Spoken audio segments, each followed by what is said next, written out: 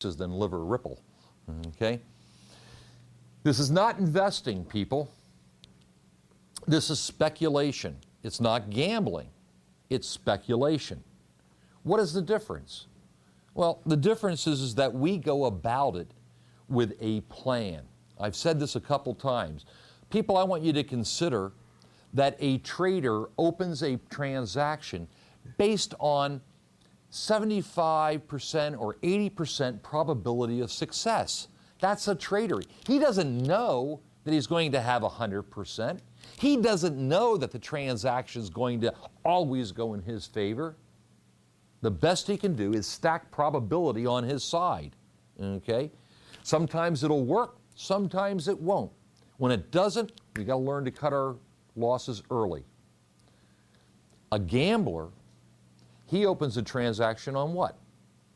Flip of a coin, 50-50? And a person who opens a transaction on less than 50-50, what are they called? How about a fool? And what's the cliche for a fool? A fool and his money will soon be separated. Okay? So people, we are neither fools nor are we gamblers. We're going to go about this like business people. We're going to set up a plan and we're going to work that plan, and if the plan fails, we're going to adjust the plan. If the plan works, we're going to collect the rewards of our efforts. By the way, just talking about trading, as just a personal note, people, you don't put all your money into trading. I run my trading business with about 18% of my liquid assets. Well, Mike, if you're such a hot trader, why don't you put 100% and make millions of dollars? Because I am such a hot trader, I understand that there's only one coin in this market, people. On one side of the coin is reward, and on the other side is risk. You cannot have more reward without understanding that there's more associated risk. And I'm going to ask the question in here, and you're probably all going to nod your heads yes, or excuse me, all nod your heads no. Does anybody in here have unlimited trading capital? No. All of you have a finite amount, okay? And we'll talk about that as we go along, how much is absolutely needed and all that. But the point is that you guys really can't afford big rewards. Why? Because you can't afford big risks. Until you start to build your account up with logical, intelligent plans and start to make it swell, you can't afford to have big winners. Everybody in this room would love to have a 10-point winner. But how many of you can afford a 10-point loser? You know, oh man, I got 1,000 shares. If it goes up 10 points, I'll make $10,000. But if it goes down 10 points, you're going to lose 10,000. And that's going to destroy some of your accounts. In others, it's going to halve it. In others, it's going to put a big dent, depending on where you are in the scheme of things. You can't afford that, people. And therefore, you can't afford to make $10,000. You only afford to make a couple of bucks, because you can only afford to risk a couple of bucks. So I appreciate that. So better than 80% of my money is in long-term things. Investing done intelligently, investing with a purpose, is really nothing but long-term trading. I like to step myself away from investing because I have a plan. Some of my money, the big part of it, is out there grinding out 5, 8, 10% year after year after year. The other portion I make income with. That's my trading portion. And as I said, I use 18. At the end of this course, I'm going to expect all of you guys, and I'll show you how to do it, of course. We're going to do it step by step. You're going to have to develop a business plan, a trading plan. You're going to submit it to me and the other instructors. We're going to correct it and show you where you went right and where you went wrong. Okay? And we're going to together build this plan up so that you have a guideline, a roadmap of how to put your money to work and get the best out of it. Does that make sense? Like I say, people, I don't need pupils. I need students. You guys know what the difference between a student and a pupil is? A pupil is somebody who sits in a classroom.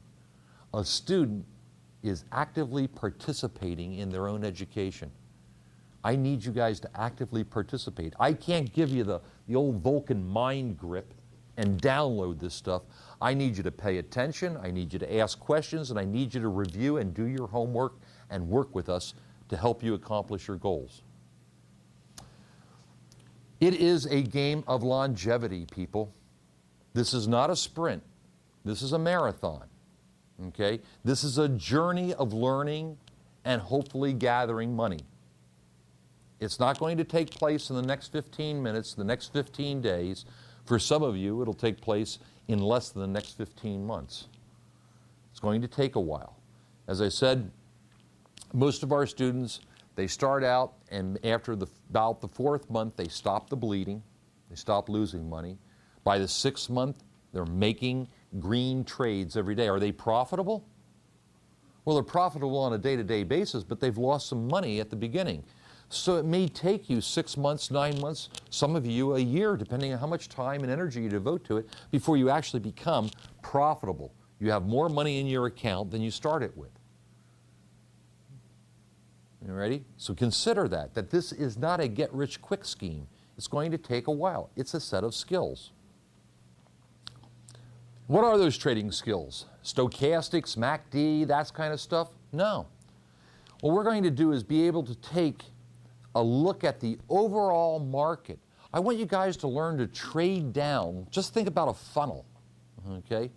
We need to be able to look at overall market sentiment, correlate it with our United States general markets, take it down further to the industry and sector that the stock we're trading is in, look how that information is going to affect it, and ultimately, kind of almost on a microscopic level, will we finally make a trading decision on a specific stock.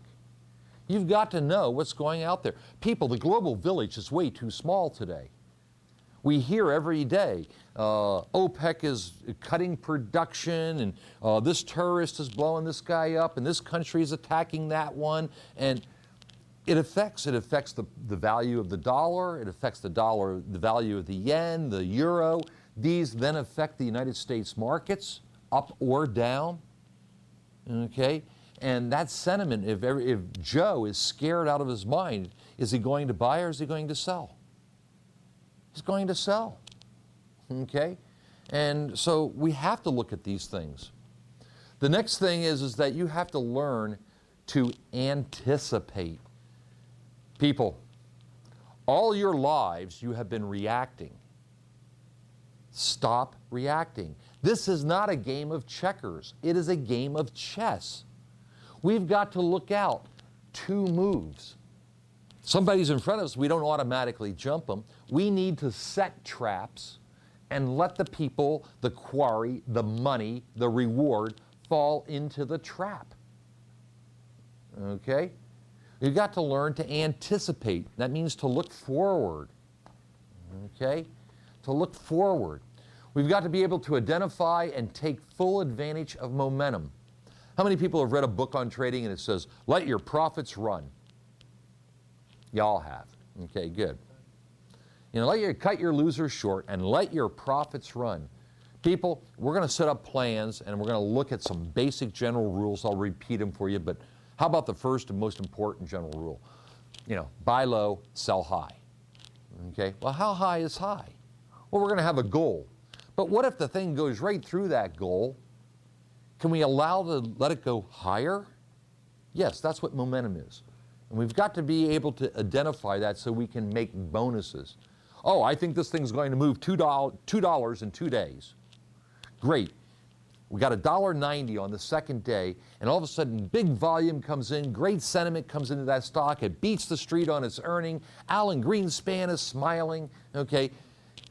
We got to be able to let that thing run, and we get $2.50 or $3 out of it instead of the 2 we expected. That's identifying momentum and taking advantage of it. We have to select realistic entry and exit points. People, waiting costs you money.